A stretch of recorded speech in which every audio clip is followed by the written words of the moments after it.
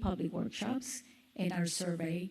And in the last couple of months, we will finalize our report with renderings and budgets that can be evaluated.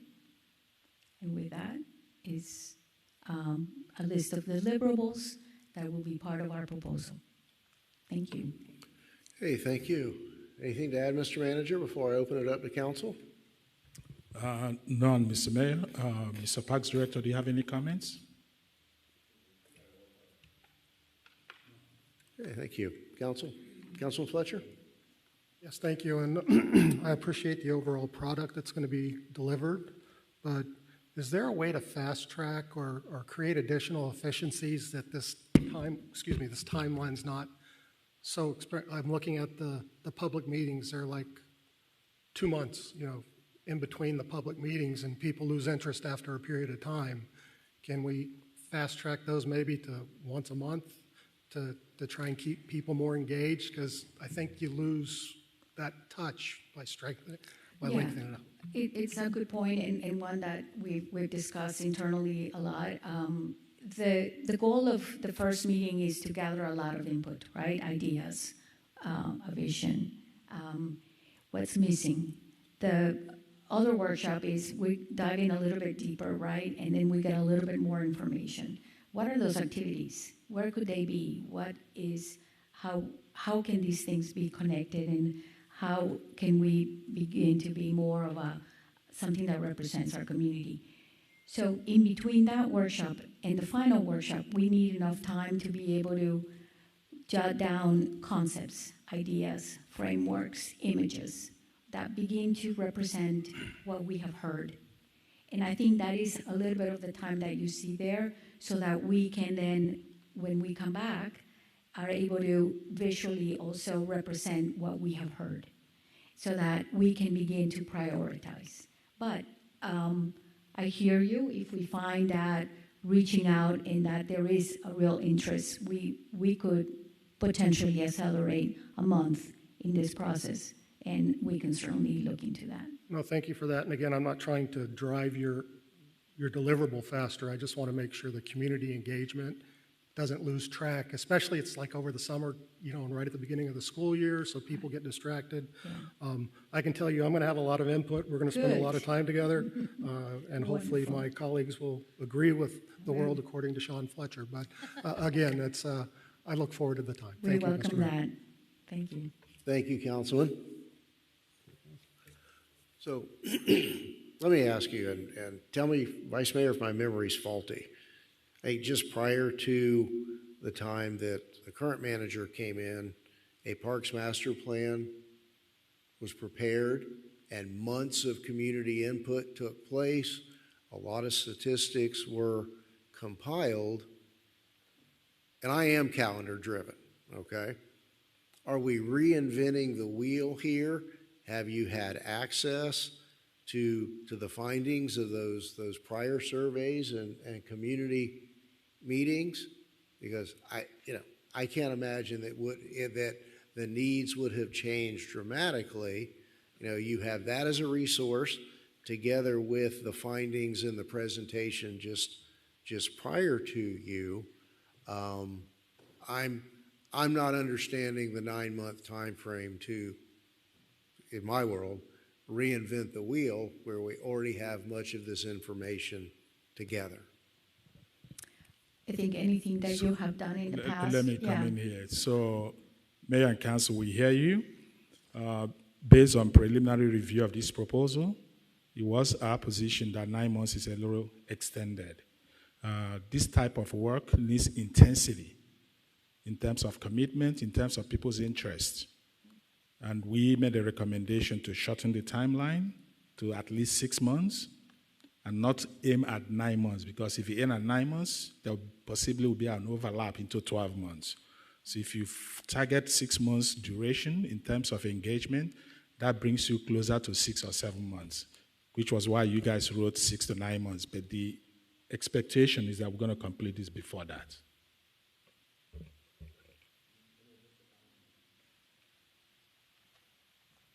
Good evening, Mayor. I just wanted to address the comment about the master plan. So during the time of the master plan, was prior to the new SPH project.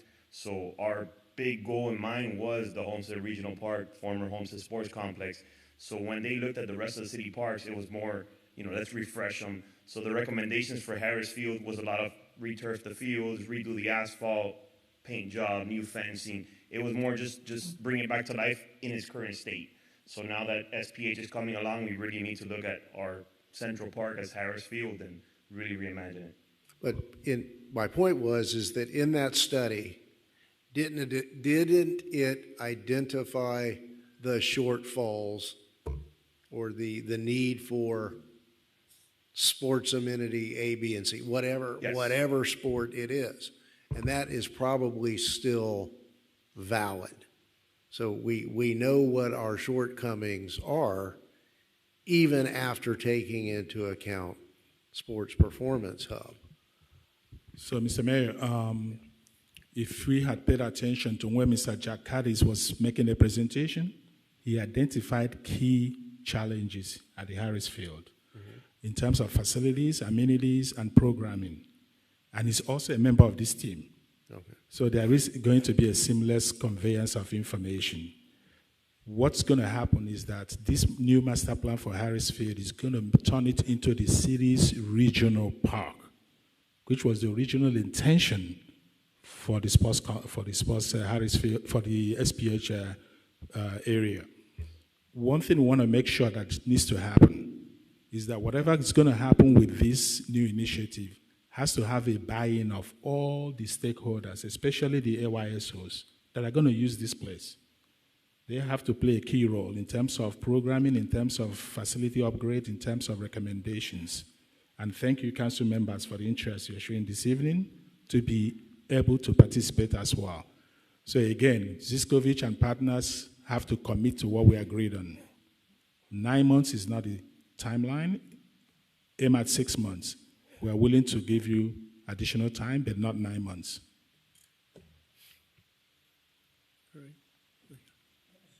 Okay, Councilwoman Avila?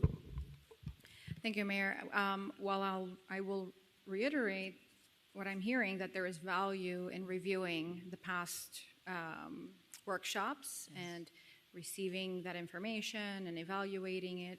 I do encourage for every process to be very efficient in time and expense, but not at the expense of eliminating public input for the current proposals. So I would not support eliminating new workshops, but I would encourage you, as Councilman Fletcher said, to try to expedite the timing in between so that we can get the project done sooner than later. And also an opportunity to meet one-on-one so that we can speak to our, our ideas, our experiences, our recommendations that we've received from people who may not be able to attend the workshops. Thank you. Thank you, Councilwoman. Councilman Roth? Yeah, real quick, if I remember correctly, the real shortfalls in the last study were pickleball courts and soccer fields. Everything else seemed to be adequate for the city. So I don't understand why it's going to take 9 months to figure out that we need the pickleball courts and soccer fields now. And Pedro hit on a point that it was revamping some of the other parks as well. More so beautification things and safety things versus the amenities that we were offering. So I can't imagine it would take 9 months to figure all that out. That's all. Thank you. I agree, Councilman Roth, and certainly I was not suggesting that we not take public input, but suggesting that we already have input that could provide a basis. And I too really, I don't understand the 9 months. And here's how I come at this. At the very latest, I think our goal here is to take this information and have a design for the park in front of us, so that at the very latest, I think our expectation is that the rodeo will hold its last rodeo in late January, early February 2028. So that at that very latest date, we are ready. We're not drawing plans. We have plans ready to go to bring in the construction equipment to implement the plan that starts today. I think that's, I think that would be be my goal, that we're ready to go when we, at the very latest, when we are ready to certainly implement our new vision for the area that the rodeo grounds now occupy.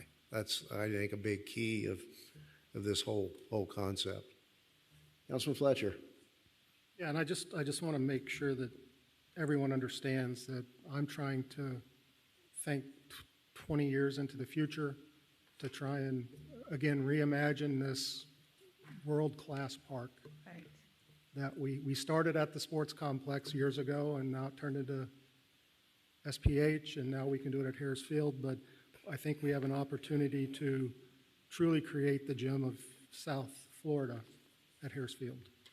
And I always think bigger, think louder than before, get outside of the box a little bit so we can really, put the oomph and show where Homestead is. That's all. Thank you. Okay, so there's nothing further. The issue before us, okay, Vice Mayor. Thank you, Mayor. I just had a question for staff. Just to kind of walk us through the process of this, with this consulting group, would they be the ones doing the work on what is decided?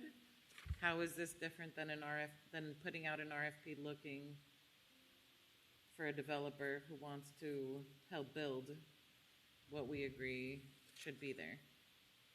So Ziskovich is going to do the conceptual master plan with council input and the public participation, as well as the actual design plans. The implementation is a different issue altogether. That will come through a regular public solicitation for the actual construction work, but the design and the master planning effort will be with them and the team. If there's any need for an expansion of the design team, that will be accommodated as we move by. Right now, the city is very fortunate to have a wide pool of design consultants in place that was recently procured. You have all disciplines in the industry represented in that design pool, that we don't need to go out anymore to the field to adopt new consultants. So additional task assignments that council might feel comfortable to add, if they don't have the capacity, we can always add. So the specific call to residents to get the input is very specific only for Harris Field? Yes. Okay. So then definitely we can look at but that was one of my first questions is I feel like we just did that yesterday with the park plan, but it does make sense. A lot of the pieces that the residents wanted will be part of that hub. Okay, so it's just a little backwards than how we did Losner Park, right? Losner Park was the full piece. We put out what we wanted to see, and then one proposer came. All right, so nope, looking forward to our one-on-ones, and definitely less than 9 months. I think we can iron that out, and just what a huge space with the rodeo finding a new home and all the potential that we have with that other huge lot. So, thank you. So the request before us by the manager is to approve this task order, the expenditure of approximately $230,000 to begin this process. So this is a council of the whole, this is a CAR meeting, so it's going to come back Yes. again at the To put this on council the meeting, regular council council agenda. meeting. So do we have that motion? The motion to put this on the council agenda? Yeah. All right, moved by Councilwoman Avila, second by Councilman Cannibal. All in favor? Any opposed? Thank you. Look Thank forward you. to it. Good evening. All right, moving on to tab 6. Mr. Pearl, would you like to read the proposed resolution by title, please? Certainly, Mr. Mayor. Tab 6 is a resolution of the City Council of the City of Homestead, Florida, providing for submission to the city electors of proposed amendments to the city charter in accordance with Section 6.03 of the Miami-Dade County Charter, providing requisite ballot language for submission to the electorate, calling an election for the proposed amendments to the city charter to be held on November 3rd, 2026, providing notice of the election, providing for balloting, providing for inclusion in the charter, providing for severability, and providing for an effective date. Thank you, Mr. Pearl. Councilwoman, this is your item. Councilwoman Avila? Thank you, Mayor. So I I brought this item forward with a lot of time ahead. If we were to want to proceed and have these items on this November's ballot, or any items, for example, on this November's ballot, we would have to turn that to the county mid to late July. So we have plenty of time to chew this over, review additional charter amendments that council would like for us to consider. And these are just 3 of the items that I'm bringing forward as a result of having gone through a recent election and hearing the voters and various stakeholders wanting to see change come forward.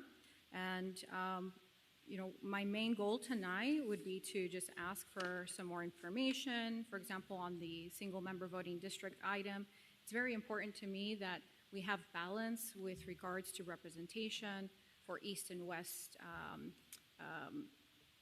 voter blocks to feel that there's balance with the way the lines are drawn, and that's going to take evaluation. It's going to require a potential procurement for a population study. So these are the kinds of things that we should know before we proceed and approve something. And if that were to pass and go on to the November's ballot for the voters to decide, and they pass, it would get adopted and transitioned in the 27 election. So again, there is time to consider these and others. With regards to the calculating term limit, while it does impact me, it does also satisfy the issues that future appointees would experience with being penalized for stepping up and serving their district in the event of a vacancy, and having that time in appointment taken into consideration, essentially blocking them from being able to serve a full 3rd term. And the last item would be for the reduction of the mayor's term limit from 4 to 2. Essentially, why shouldn't the voters have the ability to turn over the majority of council if they so chose to do so? So with each of these items, my goal is to just have it for a preliminary review and discussion, have it come back potentially for the June council to decide to approve the resolution or not, and essentially leave it to the voters to decide. But I put it in the packet for us to review and discuss, and to invite other council members to bring up items for review and consideration, not necessarily to ask for a vote on the resolution. So that would be at a future council meeting. I'll rest there. Thank you. Okay. Thank you. Council, we'd like to kick off the discussion. Vice Mayor Bailey, thank you. Thank you, Mayor. So obviously, charter amendments require a lot of discussion. There are always pros and cons to all, so I appreciate all the time that we have to consider it, as you said. Obviously, some of these are a little easier than others. I think the pros and cons, I'll start with some of the easier. The appointment, I do feel like that is a call to action when you weren't planning on running or being in that seat specifically, especially now that we just recently changed that it would require a special election if it was more than 1 year left for the term, right? So for that one, I'm curious to hear what any of the cons would be, because I don't see many, if any, with that specific one. As far as the mayor's term being 2 to 4 years, again, pros and cons. The pros to it being every 2 years is each one of us would have a the mayor's vote on the ballot. I think that, we have seen a lot more of our community coming out to vote, but that still is not where it should be. And again, you just start off, you're getting your feet wet, you're starting to gain traction. Now you need to spend basically a year in running and not running the city, running for mayor. So there again, some pros and cons. Was it 2 years ago that it changed from 2 to 4? It was adopted in 21 to be effective in 23. So this is the first 4-year term. Yeah. So with that one, I think in all government, we hope for the best. We just redid some lines for the school board. Only time is going to tell how that affected, whether positively or negatively. For the mayoral term one, I would say let's give it another couple cycles and see what we find to be an issue before we make any changes. I think with the appointment piece, we saw what the issue is because of it running its course. That's why I'm comfortable with that. And then as far as the single member districts, again, some big pros and some big cons, and both of each. So making sure that each representative up here has spent their time going into each one of our neighborhoods. I think that's one of the pros of it not being a single member district. But then again, a single member district where each district does feel like they have the say in who is physically representing them. Again, another big pro. So those are my main thoughts for now. Of course. Thank you. She's got a response, and then we'll. It's go to just you. an item for consideration with regards to the mayor's term limit. Not only does having a mayor on the ballot draw more voters, which there are other ways also that we can draw more voters to under the single member district, as well as even changing the election cycle to a presidential year, right? So there are other ways to bring in more voters. But also having a 4-year mayoral term, it essentially requires 3 out of the 6 other council members here to force themselves to vacate their seat in order to run for a mayoral election. So, for not wanting to risk a vacancy situation, you permanently foreclose half of the city from being able to run as a mayor to represent the district. And as you can see with a vacancy, what's all involved, the extra special elections, an appointment, a shift in dynamic that maybe even the voters don't get to opine on, it's like a snowball effect. And I think these are things that unforeseen circumstances that council at the time didn't recognize when they were making the choice to essentially say, yeah, let the voters decide. And I believe, based on the feedback that I've received, that was an unintended consequence that they did not realize was happening either. So this does allow the voters to essentially correct a grave mistake. It's not us making the decision. It could very well be left as is. So just keeping that into consideration. But if any of the 3 other off-cycle council members wanted to run, they would have to vacate. It's not to me, that's not fair and balanced government. Thank you. So that's one piece that never came up. We had a sunshine meeting. But speaking of the off-cycle, I think there's a very big gap in the community understanding when a council member is also running for vice mayor. So maybe one thing for us to consider is that only on your off-cycle can you run for vice mayor. That way you're not risking your council seat if somebody thinks, oh, let me vote for them as vice mayor, but not council member, not understanding that if you don't make it on council, the vice mayor piece is mute.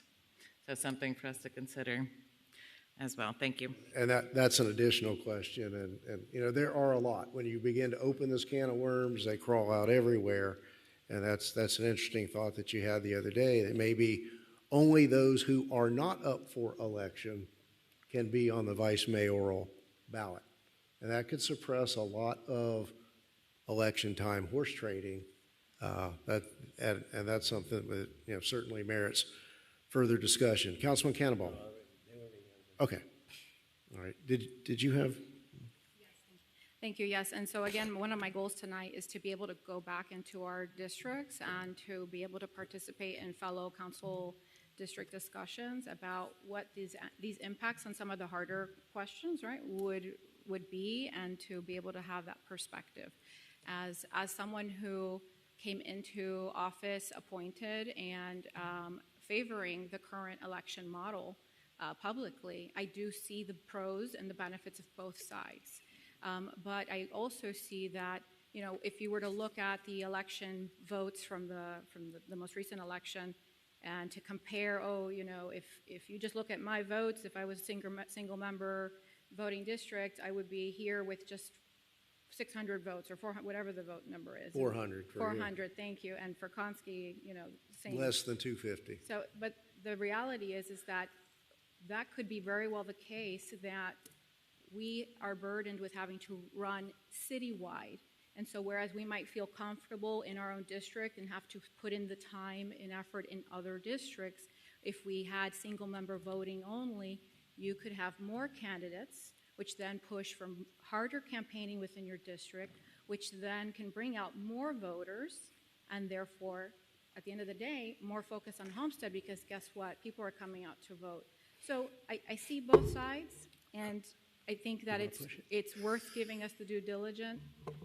It's worth having the due diligence and time to discuss that with people and essentially not rush into deciding, oh, we're going to take the feedback we got from electors, from voters in the recent election and say it's not worth discussing. Let's kill it tonight, or let's just take our time. That's all I'm asking. Thank you. Thank you. I'm gonna say something. Yes. So I think that once you run for mayor, while you are running to that, thinking as the representative to help the people in the city, you have a vision of what you're going to do. And things in the city work so slow, that takes time. 2 years is not going to be enough for nothing to be done. About the council district elections, the thing is, Erika, you help people outside your district. You help people in your district because we're like Homestead councilmen and councilwomen.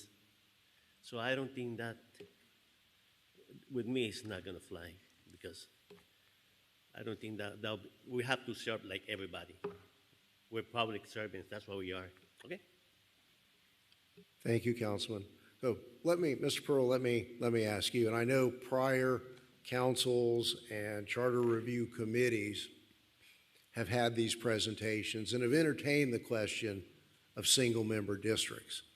And although we do have more or less 60 days to put something on the ballot, is it really feasible that the analysis could be done and all of the legal hurdles met to create proposed maps in time? And to my colleagues, my point is that I think you have to have the districts drawn at the same time you vote to put it on the ballot.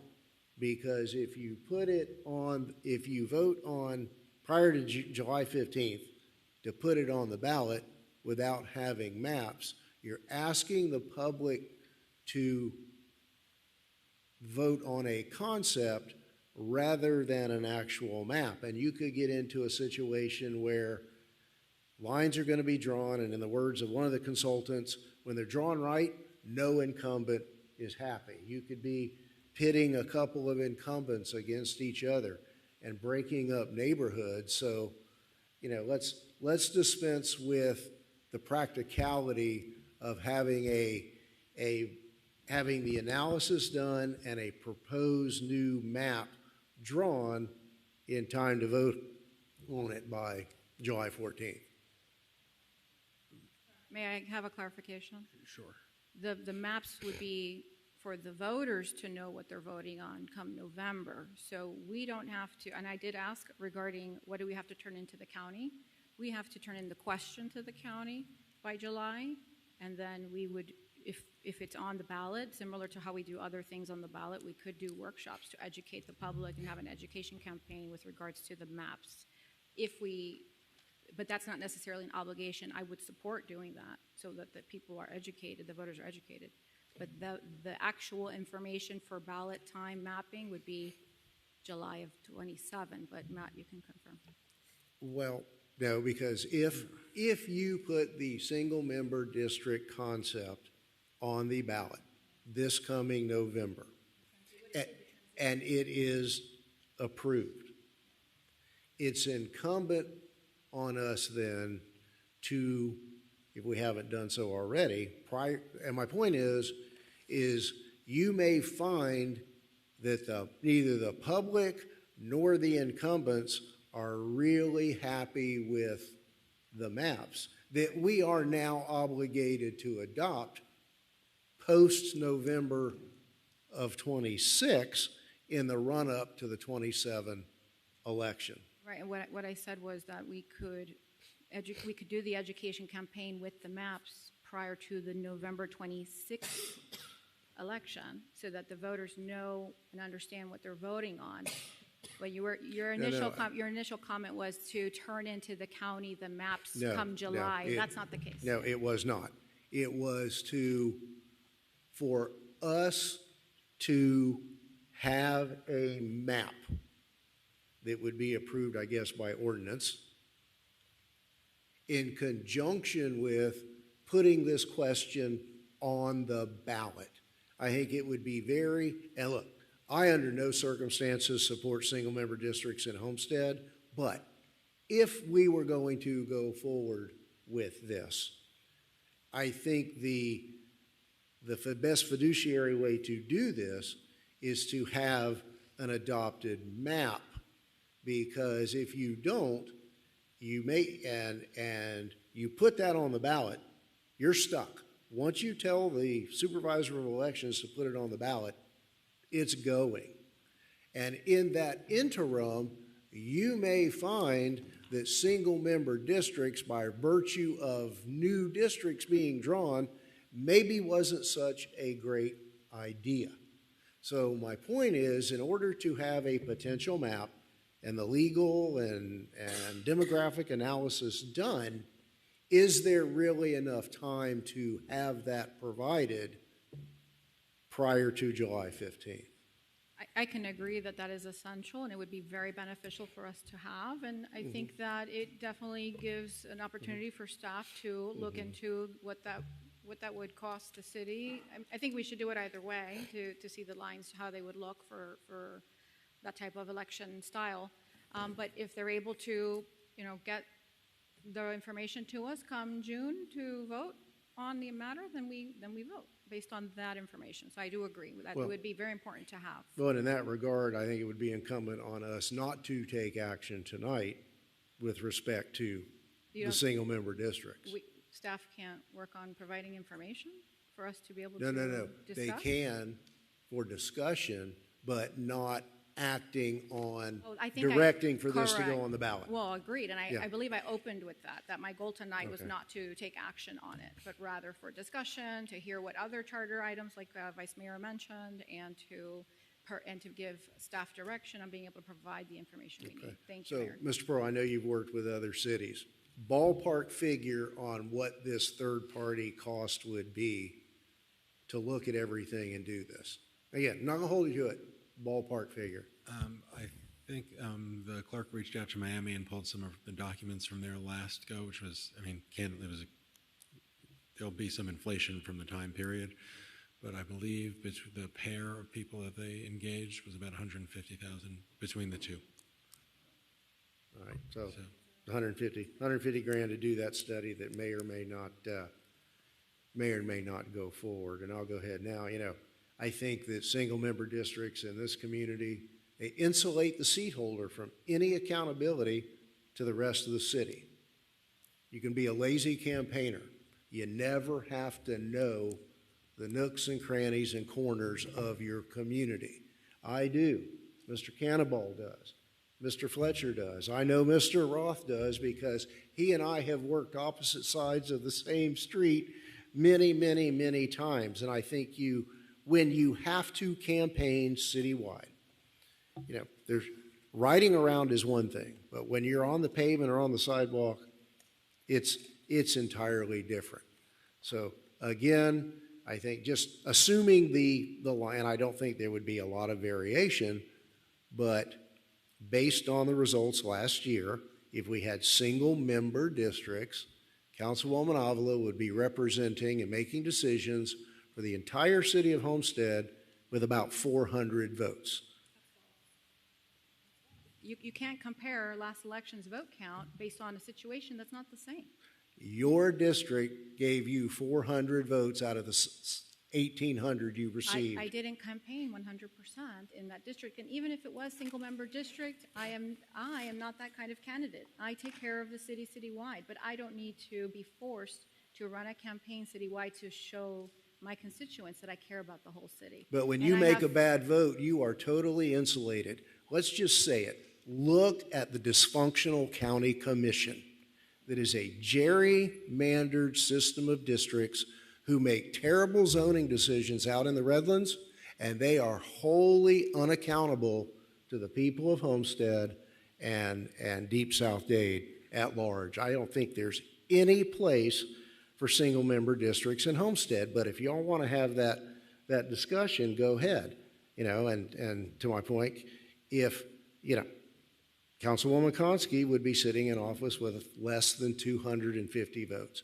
For me, that's just not representative. Miami Beach and Hialeah are similar in size to us. They don't have single-member districts. I think it disenfranchises voters and insulates office holders from being held accountable to the entire city. But if this council wants to make that, we can authorize staff to go out and do a solicitation and get proposals for someone to do that map. With respect to not including the time frame for appointment,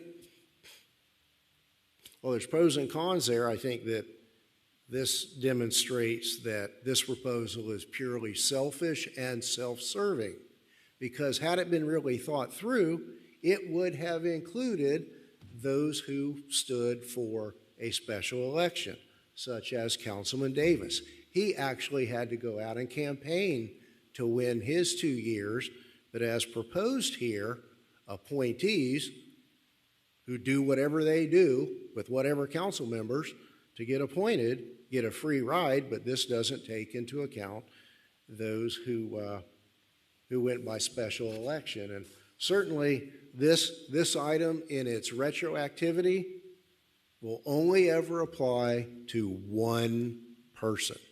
And I really find that really, again, selfish and self-serving. I have no other way to put that. Going forward, I think it's probably a good idea. And this is kind of tied into the resign to run. And I think it demonstrates, the comments earlier demonstrate a fundamental failure of understanding of how the charter works and how it's tied into the mayoral 2-year term versus 4-year term. If someone on council wishes to run for mayor midterm, they do so. And that then triggers what we legally call a special election, but it is an election that is held with the regular election. And the winner of that election then accedes to the balance of that 2-year term. So we're not creating new elections. We're not creating new confusion. You spoke in terms, Councilwoman, of election fairness.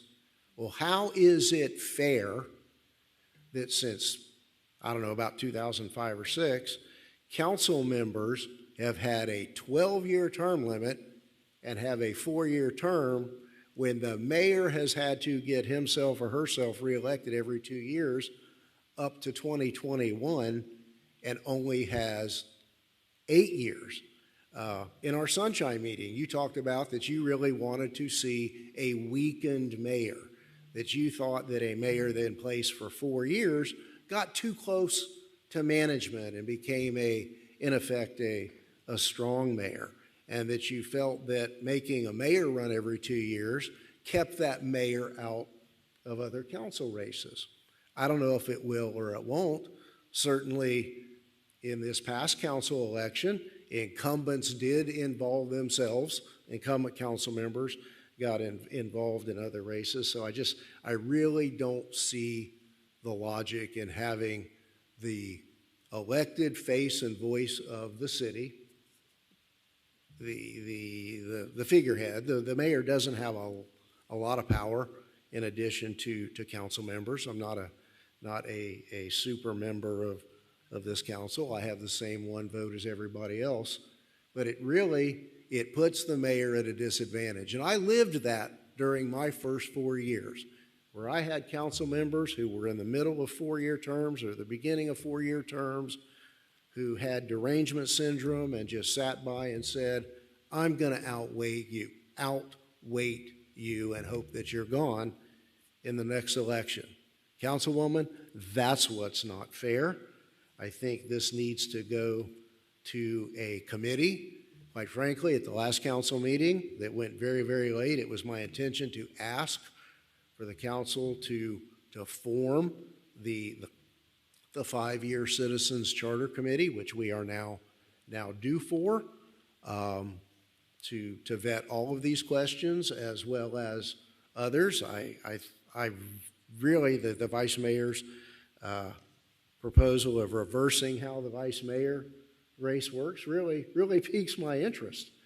I happen to believe that council members' terms for those who have not yet been elected should be reduced from 12 to 8. I think there's only one other city that has term limits in Miami-Dade County that is as generous as we are. So whatever happens here tonight with respect to these 3 questions, I'm going to be bringing forward and asking for council to approve a resolution to form that committee to fully vet a lot of charter questions. And a lot of the times, when you get into charter issues, you're sort of playing whack-a-mole. There's nothing really clean one way or the other. When you tweak something here, it creates other changes. And I just don't see that even this is something that we can do on the fly. So that's where I am with these. I think that if council is going to take any action on this tonight, it ought to be 3 separate questions to go forward. Councilwoman? I believe you asked a question. You might have intended it to be rhetorical, but I'd like to rebuttal. But with regards to the fairness, I never mentioned a weak mayor. In fact, we should have. Let's play the tape. We should. But go ahead. Yes, that's fine. I don't Let's believe play we it. Let's said play the weak. tape. I said that No, we didn't. You did. we should have we are a strong council, and that we should not have a strong mayor form of government. So please don't twist my words. So And if there was explain to me how a 4-year mayor to be co-equal with each one of you creates a strong mayor. The voters will have the opportunity to select a mayor that complements the council members that they would be electing in that election. It would be a complement to the new council that the voters are selecting. And in addition to that, the overall, as I mentioned, the issues with having to vacate to run for mayor, that's not fair. But That's political life. And those were the rules in effect when you were appointed. Period. So again, it's a matter of having questions on a ballot for voters to decide. And the voters at the last election gifted mayors the blessing of having a 4-year term. And it did not occur in this last election where the sitting mayor focused on the city and didn't run a campaign. In fact, 3 campaigns were ran. Your choice, your prerogative. And I think that was insulting to the voters, and that they should have an opportunity to reconsider. That's all. Insulting to amazing. Your conniving never ceases to amaze me. And it's a the response to a voters approved it mandate. in 21. I had to obtain re-election, and I will tell you, every time I've been out on the street, our new residents had no real disbelief that the mayor had to run every 2 years. We're a big city, we're a dynamic city, things are happening, and we need to have as little turnover as possible and consistency in the mayor's seat. But, we can argue that all night. Vice Mayor? So, shall we move some things and clarify some discussion points? With all the growth, and I understand that the reason we would need to redraw some things, considering the potential of putting the single-member districts on the ballot is because many of our districts are off by 10% or more. Is that correct? Well, we would have, that work That's needs what to we be need to done. look at? Okay. Yeah. Correct, but that would have to be done if it was placed on the ballot. That's the map you No. were referring Well, to? you're drawing entirely new districts. So why, I don't understand There are that. special rules that apply, and correct me, if I'm wrong, I'll let Mr. Pearl explain the difference between our kind of at-large and the single-member district. Sorry. No, I couldn't see the vice mayor because of this mic. The differences that we discussed during the briefings amount to this. When you have members you have residential districts who are elected at large, then the population proportion is not as significant because there's no dilution of voting power to any individual voter living in any resident because they all vote for all of you. When elected council people are representing single-member districts, the courts have required that there not be too great a population variance from district to district in order to not dilute the voting power. So you're asking, are we within, generally the 10% is like the rule, because obviously there's going to be some variance and those things are reevaluated with each census. I can't answer whether or not, we're in 10% today, and that's why I'm saying that's part of the work that would need to be done to draw the lines, because you look at where the populations lie, and then would there need to be movement? Perhaps there would need to be movement. I can't say without seeing those lines, and you have consultants who specialize in that very thing. That's not something that I would be doing. So let me ask real quick. So if we keep the current system of election, we are required to make changes to the lines 1 year in advance, no later than 1 year in advance of the first day to qualify.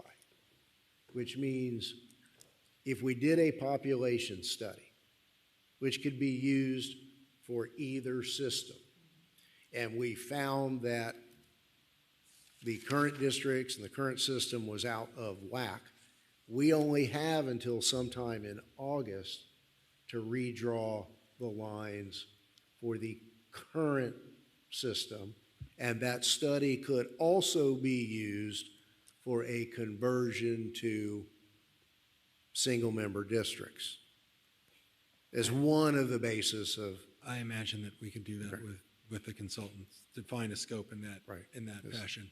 With respect to the timing on implementation, it would depend on the transition provisions that you chose to adopt, because what you could do for the first year, I think you're referring to the year residency requirement before, because you need to reside. No, I think to redraw the current lines, it has to be done not less than a year in advance. Yes, but to not intentionally draw people out to meet the residency. For example, the new development in Keysgate is adding 1,300 new rooftops, mostly to Councilman Fletcher's district. We're going to have to look at that someday, and the interplay with the villages Sandero land, and Sandero as well. the northwest, Aspen Pine. Well, those couple hundred units aren't going to make a big difference. so the point I was trying to get to was, if the council wanted to move forward, then you try to address those one-off abnormalities in terms of the timing through the transition provisions in the amendment of the charter to say that no one will be precluded from running if the lines have been moved in this process. There are ways to work around that, but the timing of getting that information, I think staff would have to go out. We'd have to see how quickly those things could be turned around. I can't answer that tonight. Vice Mayor, if I may, I am really interested in having the homework done, whether we approve this in June to go on the ballot or not, because it's important for me to know why I support the current election process too, so which I have in the past. But I can't ignore the feedback that I received. It's my responsibility to bring it forward to council and for us to consider both sides, and that's what I'm asking for you tonight, is to just continue to chew on it, speak with staff, speak with our council, speak with your constituents, and let's bring it back for further discussion. I was going to suggest, before getting any consultants involved, could we ask for some big picture pieces to be discussed at the following meeting? And I think just a population number. Are we able to find the populations within each one of the districts to at least see how many are off? I think clearly rooftops you can figure out, and you can impute those averages, but I think we probably want a little more fine-tuned than that. I think I our would have to check. manager's spending threshold, it wouldn't have to come back to us in terms of, if you were saying to hire a consultant, that would be, I think, on them. I don't think it has to come back. Depends on what the proposal for price is. For me, I think that's my big ask, is to find out a little more information, because I do population? see. By district, by current district. Okay. Okay, thank you. Councilman Fletcher. Yes, thank you. I'd like to give my 14.2587%. That's each of our percentage if you go down the math, dividing by 7. Yeah, divided by 6. Well, you're the seventh vote, so we Okay. it's one of 7. But there's a lot of information to unpack in these 3 little questions. There's nuances to every one of them. Having been a member of a charter review committee previously, I think the opportunity there to get a representative from each of our districts engaged to see what the community has to say, I think is very important. So I'm very supportive of the Charter Review Committee, and I think it's the time threshold to do so. But there's a lot to unrack here, and I think I've stated this before. There's other questions that I think ought to be answered and added to this. You alluded to the 8-year term limits, and I'm a proponent of that. For years, I was a proponent for single-member districts, and as I learn more about it, it starts to turn me off a little bit.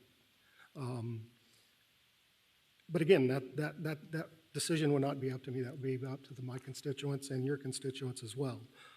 But throwing that into the overall, what do we want to call this, meat grinder to ensure that we get everybody's input, I think is important.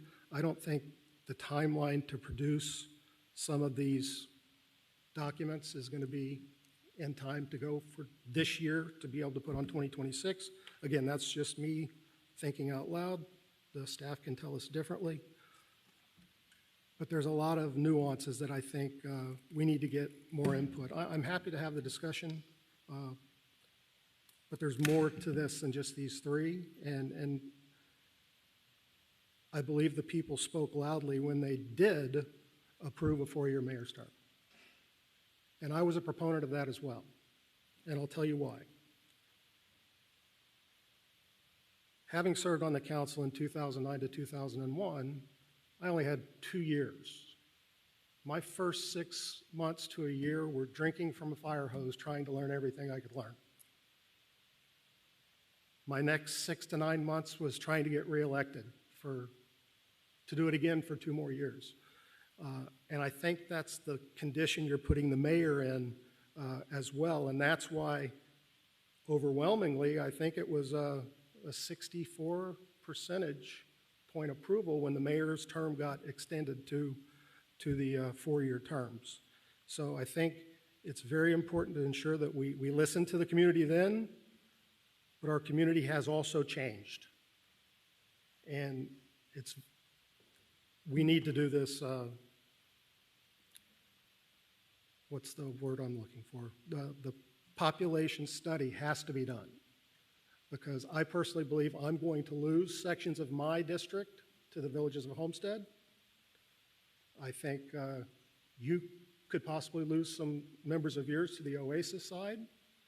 Northwest and Southwest lines are going to be redistricted, and that could all open up avenues for other people to run for the seats that we currently hold. And I'm happy to bring them on. Let's do what's got to be done. But I believe that this needs to be discussed more, and it needs to go to the Charter Review Committee. Thank you. Thank you, Councilman. And Councilman Roth, I think I owe you an apology. I think you signaled some time ago you wanted to weigh in the heat of the battle. So here we are. The floor is yours. I'm not going to enter the debate now. My vote would be in favor of 3 of the 5 items tonight. 3 of the 5. Okay.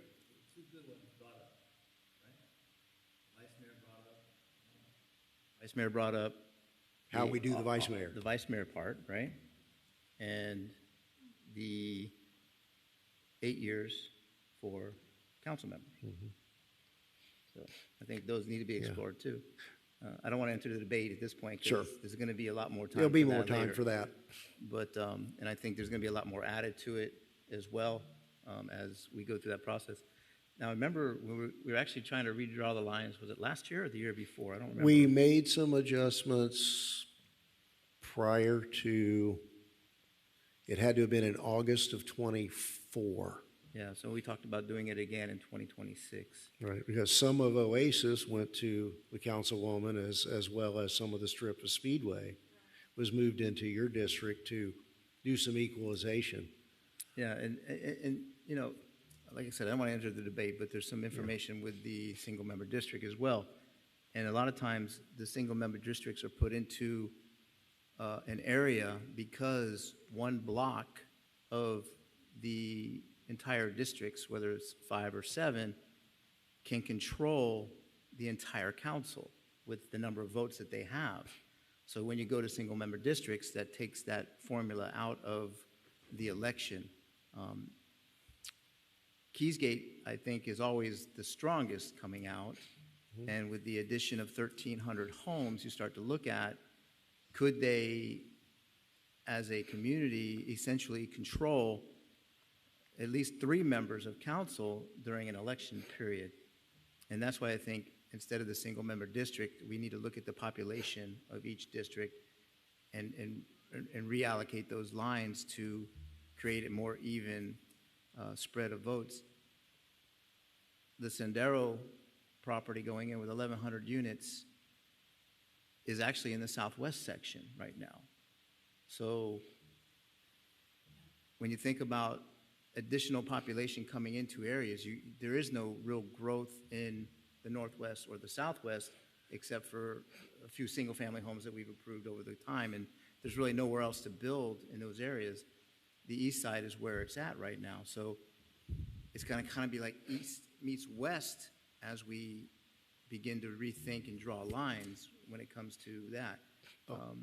Both, I think the southwest and the northwest encroach all the way into the east side with Sky Vista area and Which we made a Sendero. slight adjustment there as well. Yeah. So I mean that area could be slid into the Waterstone, Mallet Bay area. So I mean, there's a lot to look at. But Right. if I had to vote tonight, I would be voting for 3 of the 5. Gotcha. Well, and it's interesting, and another thought, now that the moratorium is lifted on the west side, or that folks can come in and pull permits, we've got the Tower Commons, which I think is about 400 more units in your district, as well as Touching Miami with Love, Homestead Gardens with the doubling of those units there. And I think, while it may not be an absolute basis for the population study, I think that's something we all need to be cognizant of. Now, let me ask Mr. Pearl, and it's just, I know this off the top of your head, and you may have to go do some other research. With respect to the title of vice mayor, can you think of any issues right now off the top of your head that would preclude the implementation suggested by the vice mayor, that those council members who are midterm are the ones who are on the vice mayor ballot?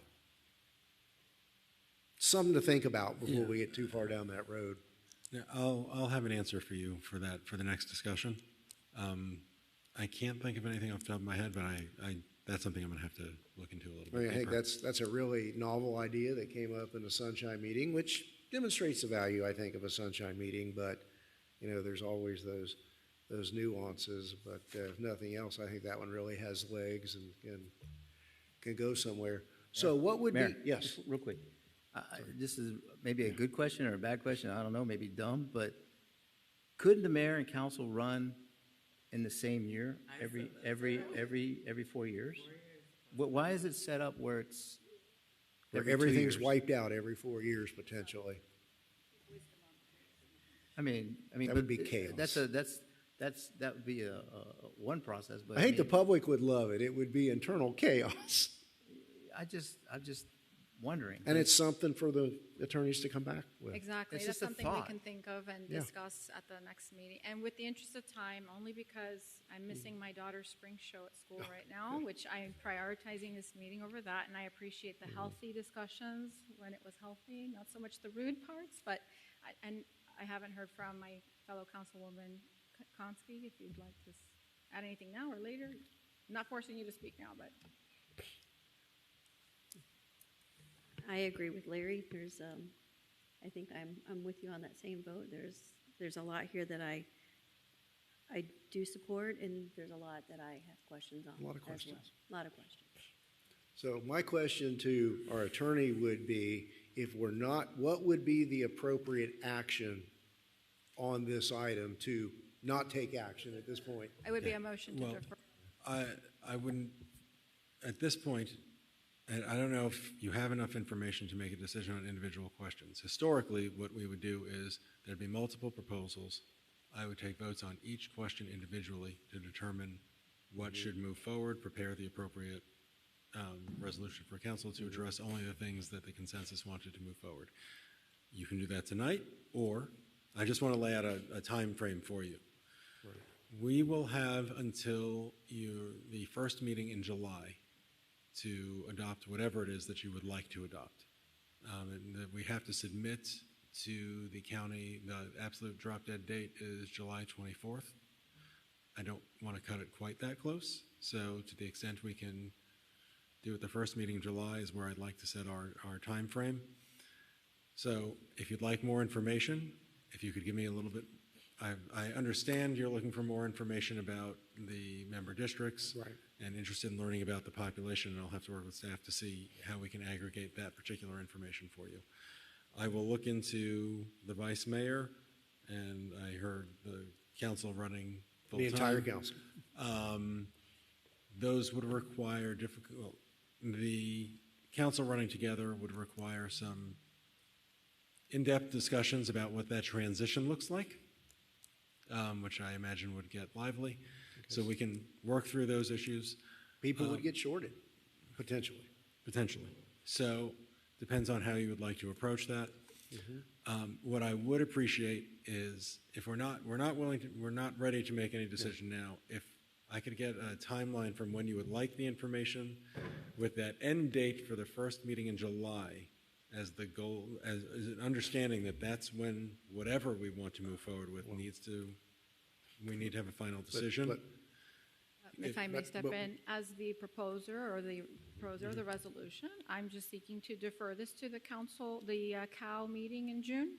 And between now and then, have more one-on-ones, have staff look into the information about the mapping, and be able to continue to reach out to our constituents and bring that back in COW.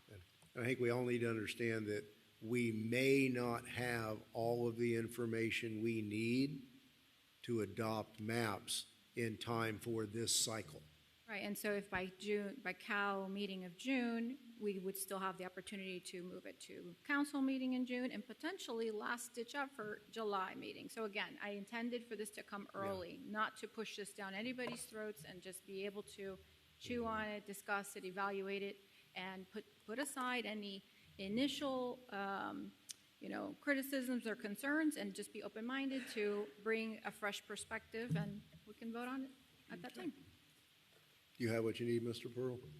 I will. So I'll take a motion. You're looking for a The motion is- population study, and we need a proposal on a third-party expert to give advice on the drawing The of drawing lines of for maps. single-member districts. Okay. And we would like to see that the first meeting in June. Is that what I heard? As soon as possible. Oh, okay. Because we have to set the agenda for the And I think 20th. we've got a COW in early June. Right, so just have it I as a think we're going to talk standing. about a a separate council meeting co-equal that night as well. I don't see an issue with it staying on as a standing item and it being deferred if necessary to give staff more time. We're looking at June 2nd. June 2nd, okay. All right, so we have a motion to defer by the proposer. We have a second. We have a second by Vice Mayor? Yes. All in favor? Any opposed? Thank you, everyone. And moving on to tab 7 for discussion. Pardon?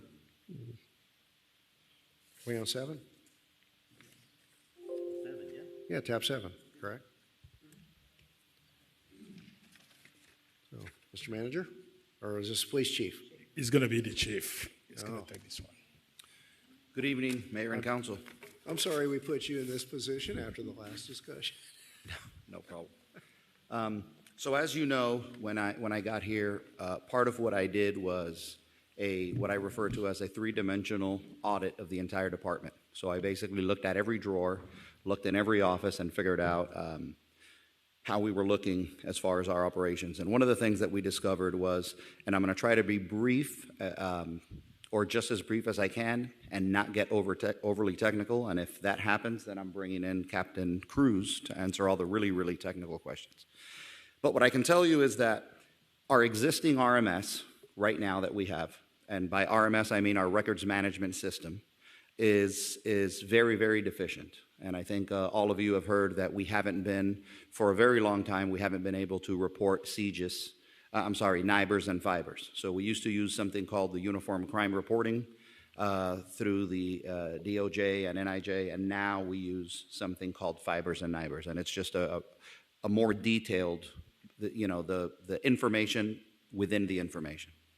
And we haven't been really able to report. When I first got here, we got with the crime analyst, we sat with everyone, and we actually started a committee in parallel to fixing the reporting problem. And we started a committee, and I brought in not only the dispatchers, but I brought in some members of the command staff, some members of IT, detectives, analysts, and everyone. And we sat down, and my instructions to them were we were going to look at every single vendor out there and figure out what was going to be the best one based on our needs. And so what I'll start by is I want to explain what a CAD is. It's the computer-aided dispatch, and that piece you can almost think of what the dispatcher is using on her computer with a headpiece, and that's the part that sends the calls to the police officer. Within that, then there's the mobile solution, which is the laptop that the officer receives the call in. And they interact, obviously, seamlessly through internet connection and everything. And then eventually, when that report is written, that has to live in a records management system where all of our records live. We were finally able to report FIBRs and NIBRs only because they changed the protocol, they changed their process and how they're going to search. And I'll tell you that it's like the equivalent of looking at the bottom of a toy box and trying to find the smallest Lego.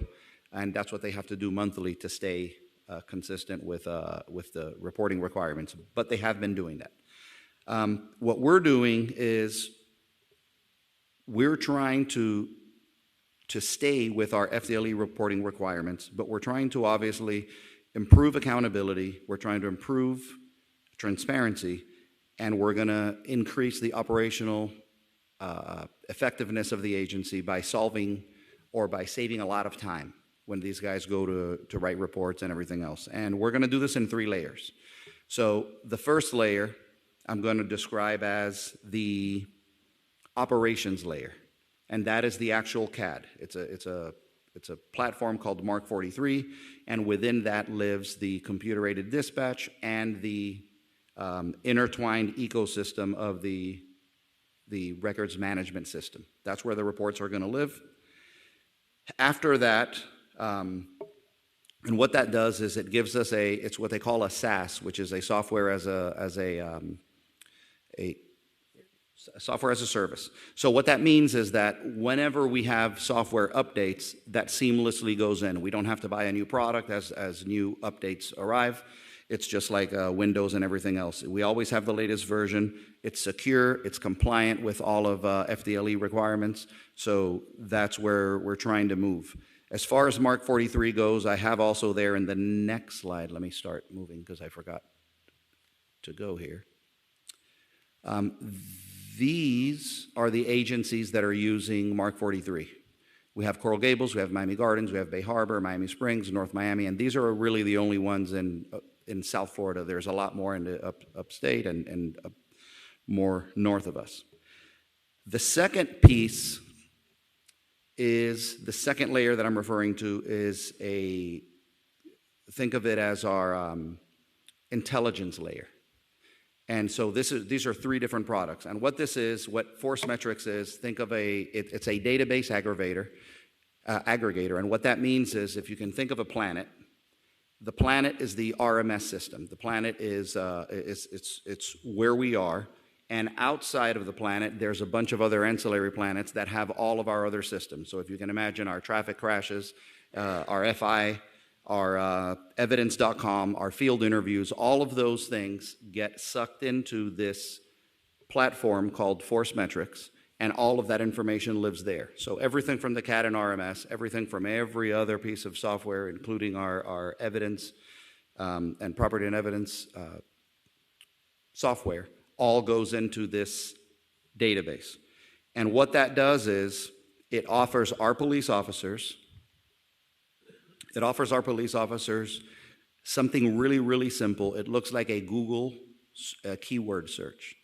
And so, for example, if you look at the image up there, if you look at the top right, we can put in there any incident that ever lived in our database that involved, for example, a red Honda Civic with a military person involving a Glock 9mm.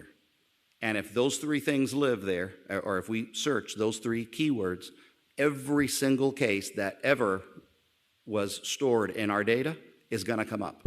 So this is a really, really powerful tool that's going to be in the fingertips of every police officer, not just crime analysts, but every officer that's on the road.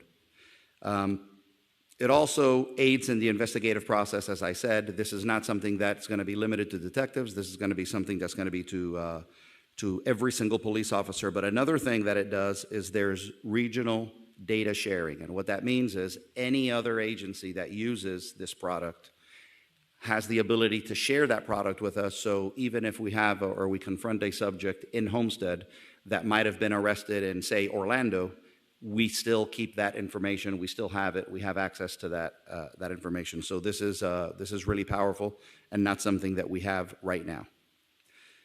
The other thing it does is it's very easy to use.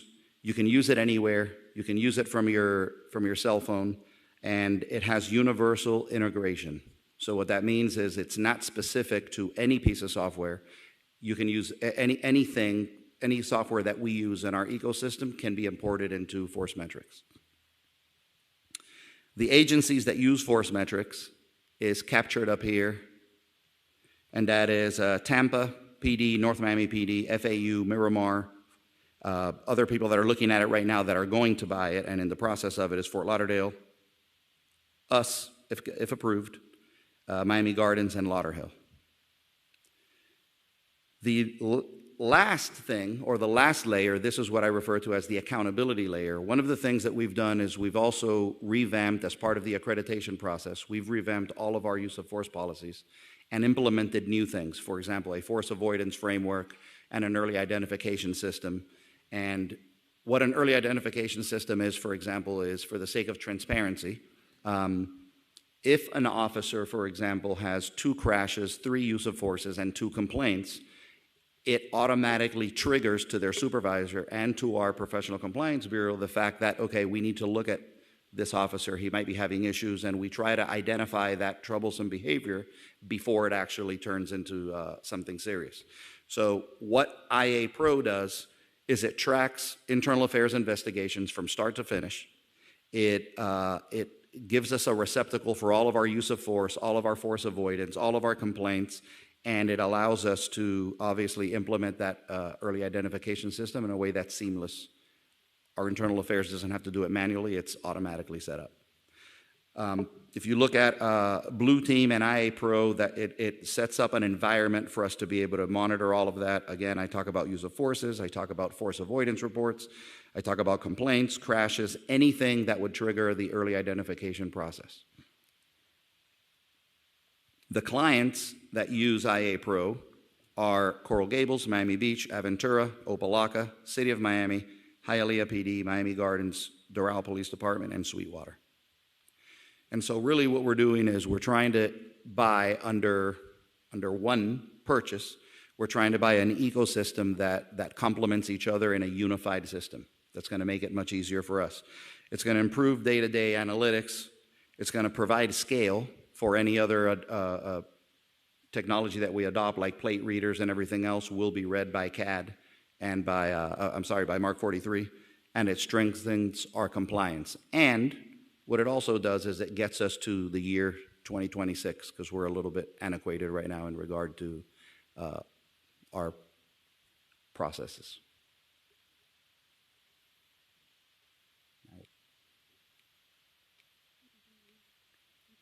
IT?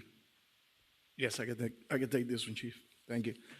Just to go over the technical requirements really quick of these three systems. The Mark 43, which is the CAD RMS system that the Chief was mentioning, it is a native, cloud-native system. You know, it lives on Amazon Web Services and is hosted in the government cloud. So it stays within the U.S. It doesn't leave the U.S. But it is going to require 3 local virtual servers. That is required for integrations and also for CJIS compliance, which is the Criminal Justice Information Services compliance. As you're going to see in the car item, there's going to be an ask for hardware, and it's for us to be able to do all these virtual servers that we need for these 3 systems.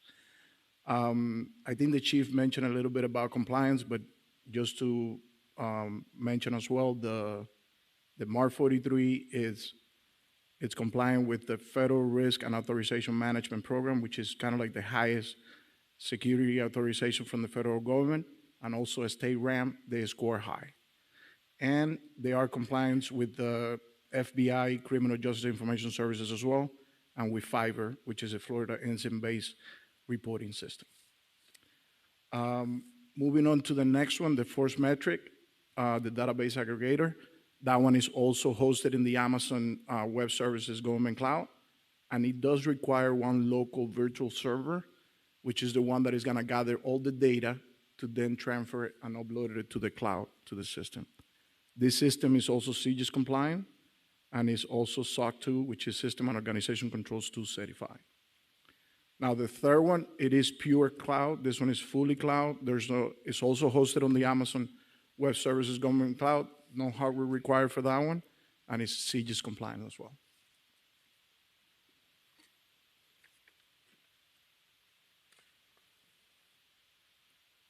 Oh, sorry.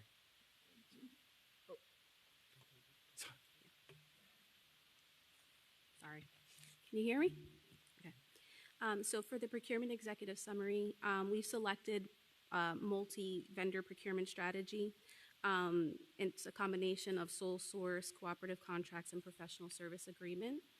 The sole source was applied where specific technology or compatibility requirements were limited to viable vendors. And the cooperative contracts allowed us to leverage pre-competed prices and accelerated procurement timelines. And also the use of a professional service agreement off of our continuing contract for the GIS integration for work that has already begun but is also needed for this, this project. So the blended approach here is, or achieves 3 outcomes, right? So it's compliance with procurement policies and procedures, the interoperability with across the systems like CAD, RMS, and supporting technologies, and for the operational readiness, meaning the system's not just purchased, but it's also fully functional and deployable. The total 5-year investment is approximately $1.91 million, which is built, the CPI increases and contingency is built into that total dollar amount, which reflects a long-term commitment to the system sustainability, licensing, and support. The initial fiscal year 26 or year one cost is $621,353.49, covering core system acquisition, implementation, and startup components.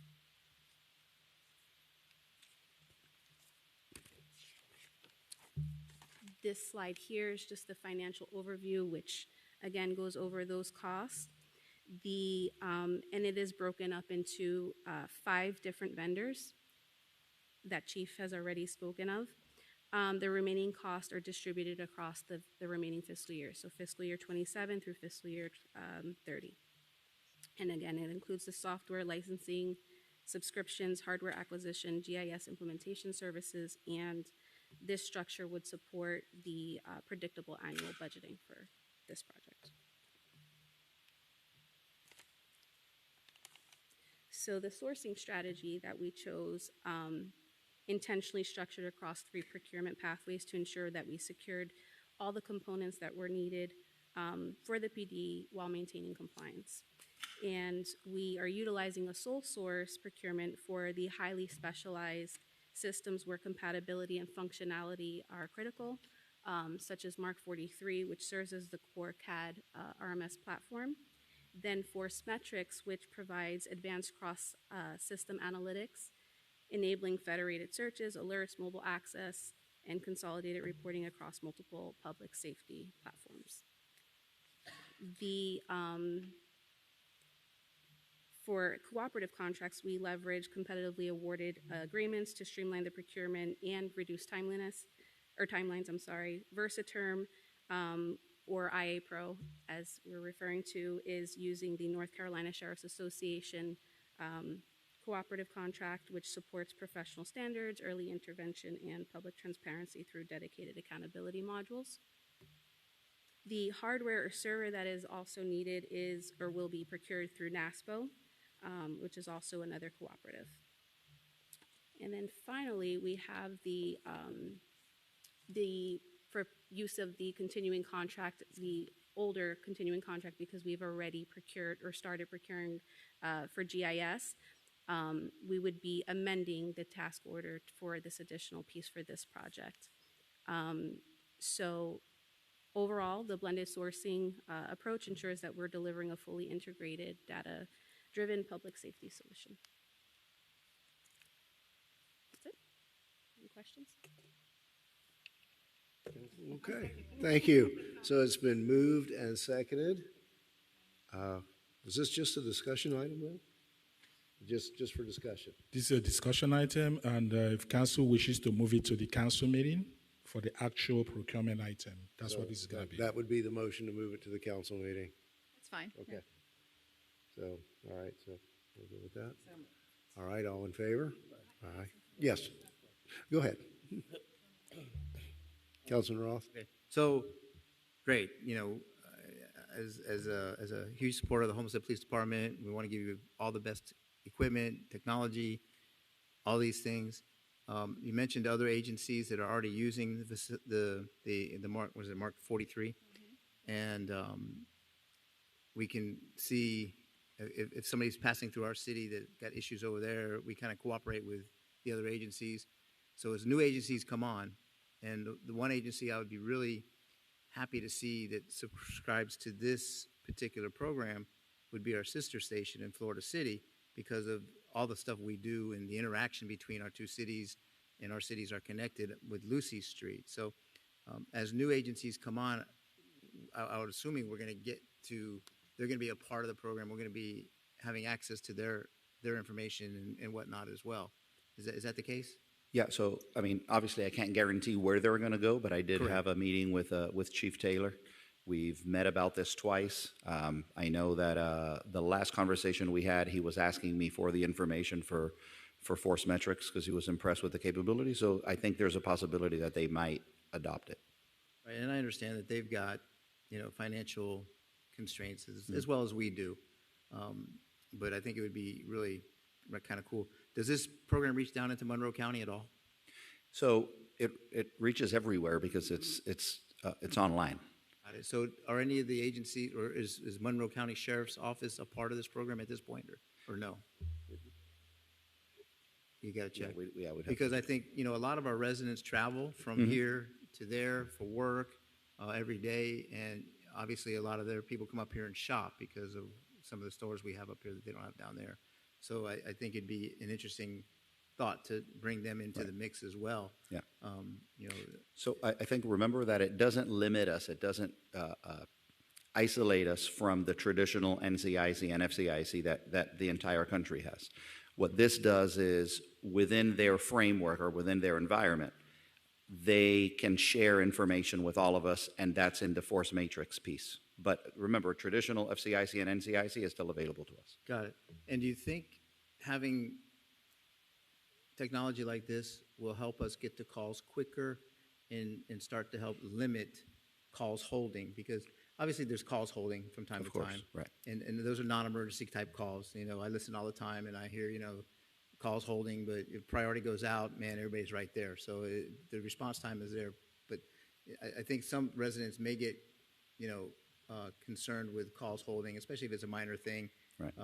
And I know we have some of the community service aides that go out there and help answer some of those, you know, non-emergency type calls, maybe little fender benders or things like that. But I think the whole thing, when you start to look at, you know, spending this kind of money on this technology is it's truly going to be a benefit to what the officers can do and what the citizens' rate of service is going to be, and it's going to improve that tremendously. Right. So I'm going to jump on board with all of you guys and say, yeah, let's move this thing forward.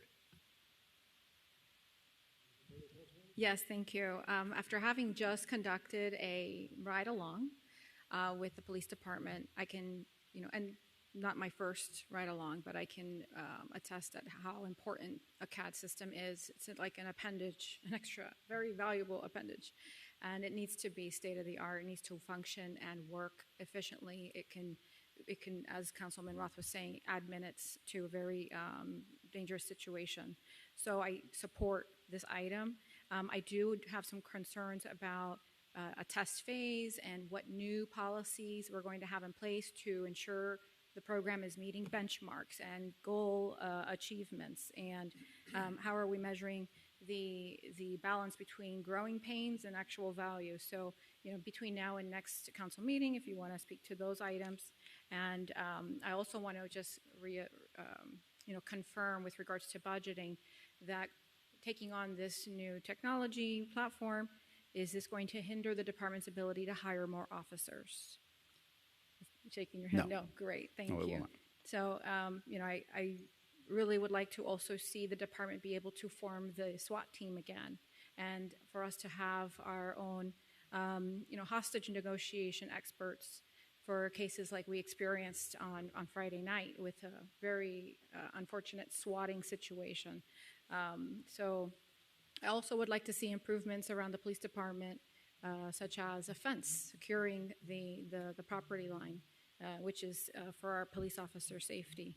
So, you know, with the passage of things like this, I want to also be mindful of how the other departmental needs and improvements can be affected. So I'll rest there, but thank you very much for understanding the needs of the department, bringing the item forward, educating us on this great presentation, and giving these officers excellent technology so they can do the best job they can in the vehicle, and also with the data-driven component, which is very important.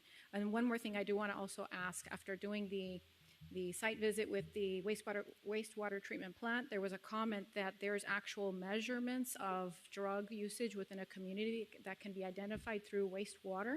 So I also would like to ask our police department through the manager to try to find ways to gather data and inform us as well, so we can kind of see the trends of our community when it comes to drug use. I'll rest there. Thank you. Thank you. One more thing. I'm making an assumption that this will be compatible with the mobile command center too, right? Yes. Yeah. Okay, good. Thank you. Councilman Fletcher? Yes, thank you. And, you know, this is something that's long been needed in the city. You know, as you know, we had some issues with crime reporting stats for a while, and a lot of our homeowners associations rely on this information to help them, you know, provide data to the homeowners and potential new homeowners who might want to move into that section of the city, but it will help us all in developing that data for them. One question I did not ask, and I'm sorry to throw this on you at the last minute, but code enforcement calls, will they be captured in this system as well? Yeah, so that was really important to us. We now assign per shift, we have one quality of life officer on every shift that looks for quality of life issues.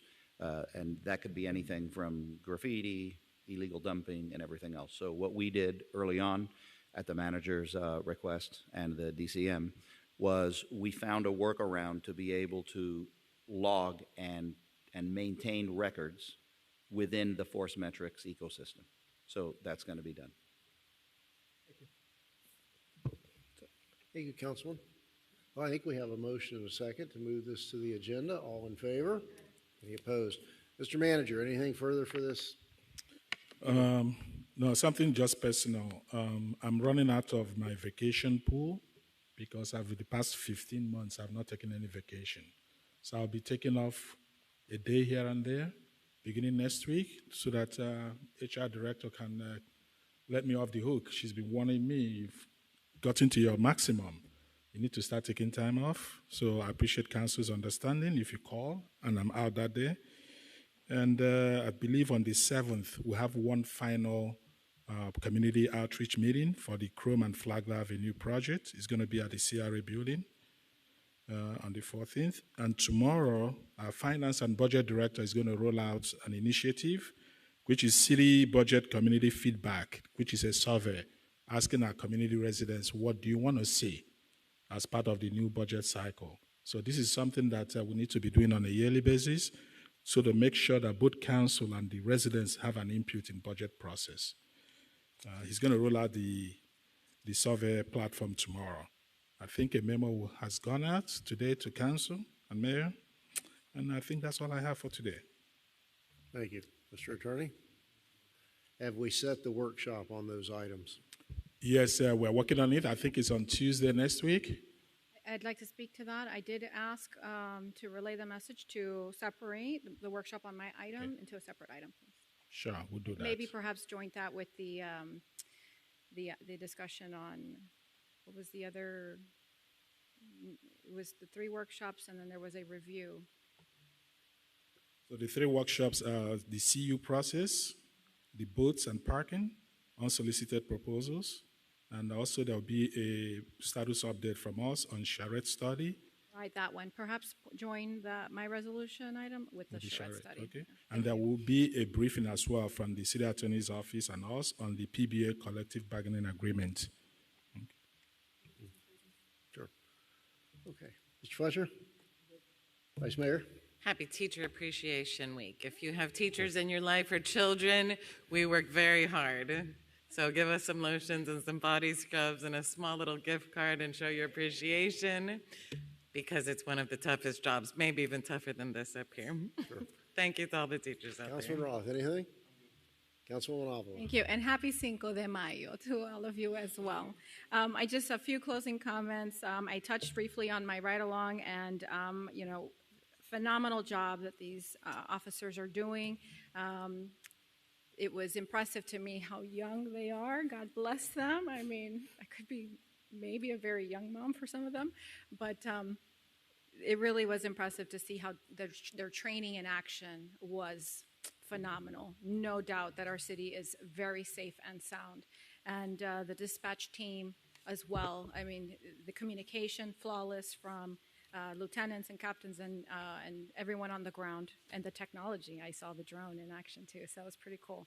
One thing I did want to ask for perhaps development services when it comes to accessing these gated communities. My understanding is they're supposed to have a Yelp siren like alarm that recognizes the alarm. Some communities, my understanding is that it doesn't work.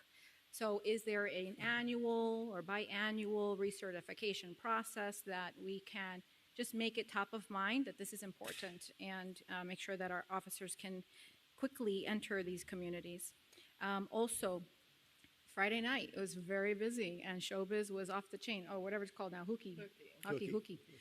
Lots of unaccompanied minors causing disturbances. God bless them. May they have somewhere to spend time in safe environments soon.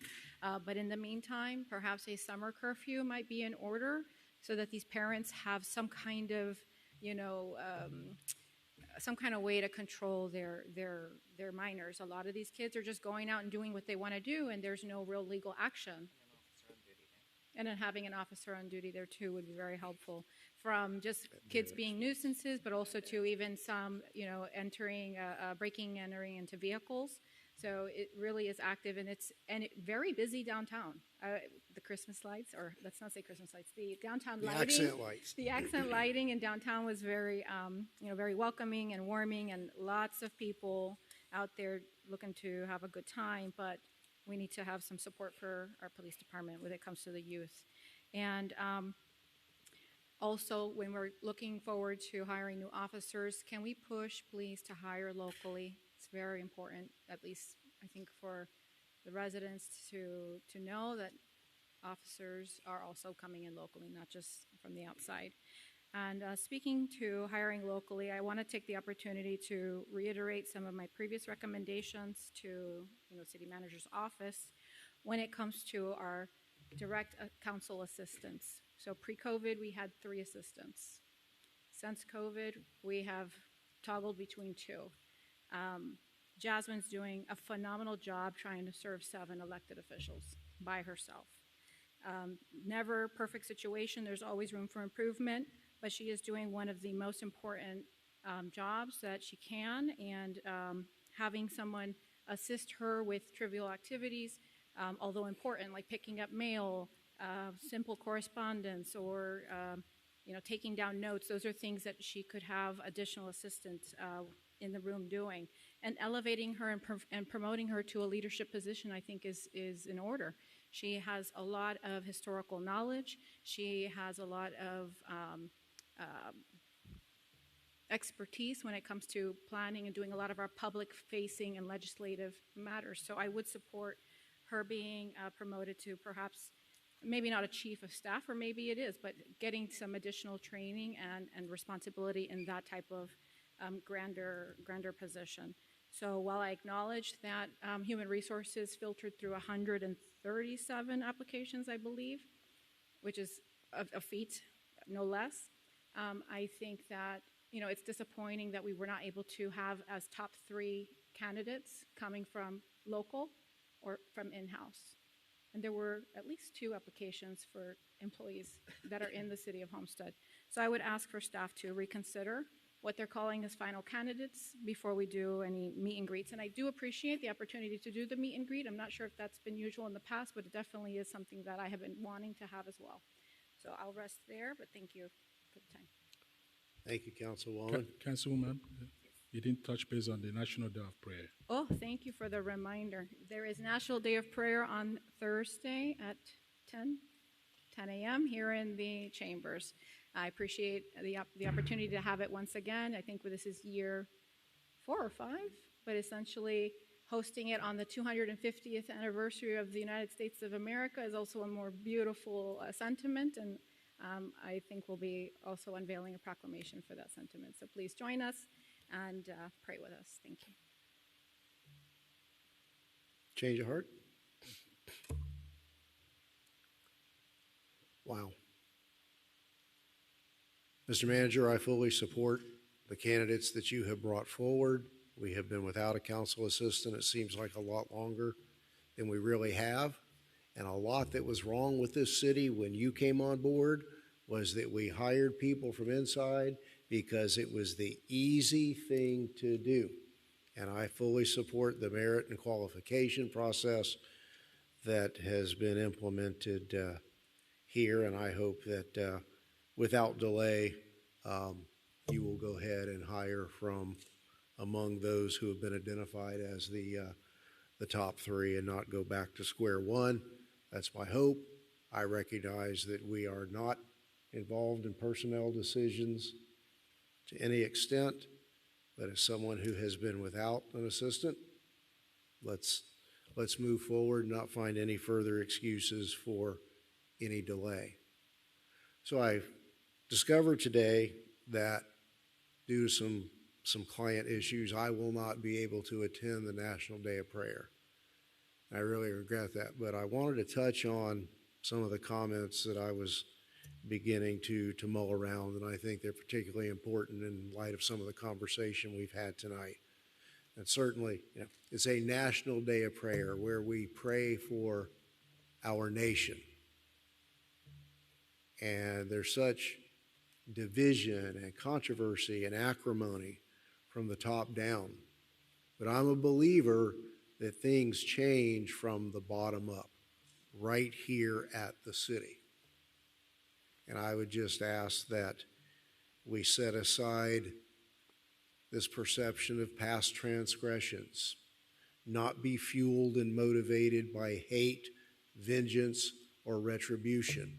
We need to look forward in this city and bring forward items that are in the best interest, not of ourselves, but in the good of this city that has truly and finally turned the corner from being a second-rate city to a city that is really admired and complimented throughout this county at the very least.